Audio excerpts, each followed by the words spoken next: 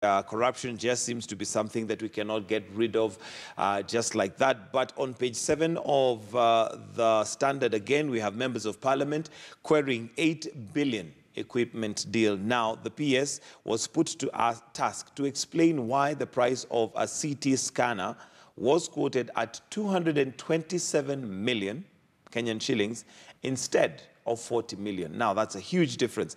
227 million instead of 40 million shillings. Again, theft. I think in broad daylight. From what you have just said, I think Parliament should now work in reverse, in that they should be involved in the tendering system, whereby if there is a tender which has been passed, or I would rather ask Parliamentary Committee on Tendering, or if it isn't, on finance, to relook into these tenders before they are passed. Because what is the point of looking into them after the fact?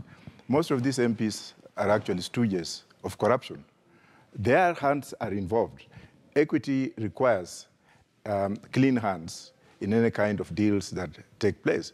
So if you find out that MPs come in after the fact, and some of them are actually the culprits who are involved in this corruption, then that is an exercise in futility.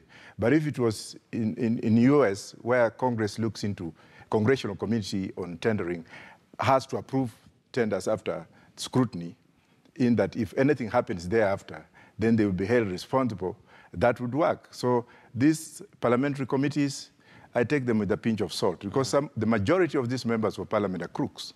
And could that be also by virtue of the fact that majority of them are allowed to engage in business and at the same time be members of parliament, just creating a conflict of interest right there? Well, there is nothing wrong with the member of parliament engaging into business.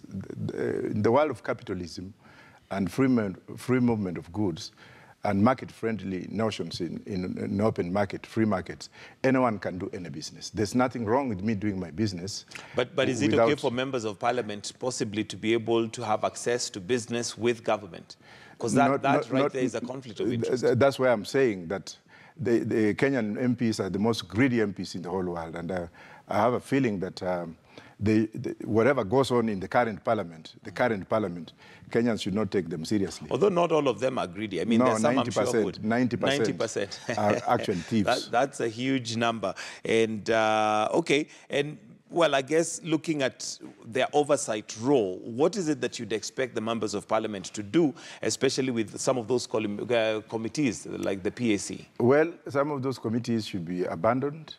And I would rather say it in the following way, if I was actually to look into the happenings in Australia and Ireland, and of course as a member and a leader of the Roots Party of Kenya, I would rather go it in the people's consultative way, the people's assembly, in that if anything has to be discussed at the national level, that discussion should actually go into the grassroots, so that members of the taxpayers and members of public should actually look into the whole thing holistically, particularly if it's affecting them.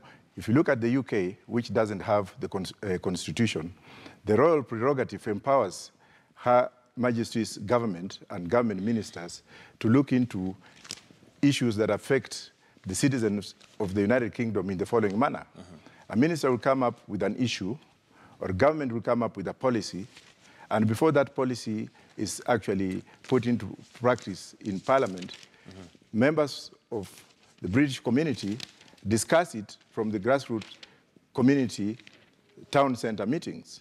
And if they find out that the minister is likely, if they pass it or the minister passes it and they find out that that's likely to affect them, then the courts come in with what we call judicial review. So everything in the UK goes through the courts to be polished so that there will be no issues that will actually hold Parliament accountable, because the people have been involved right from the grassroots.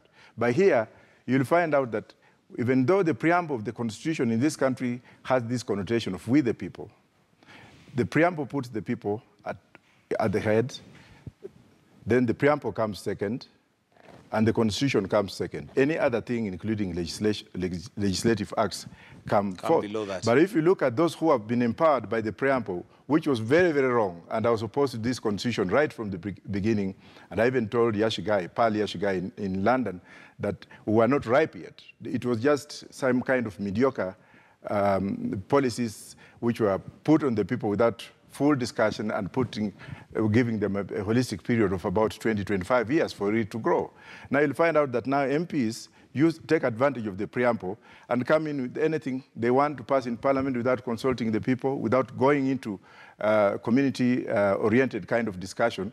And they come in and they say popular participation by just putting up questionnaires and asking a few people in their areas to pass legislation. That is unlawful. All right, and we do have a member of parliament who's going to be joining us not too long from now, so we'll hear what he has to say about that. But let's still look at other stories on the papers this morning. And one that has caught the headlines in the last few days and almost a week is the issue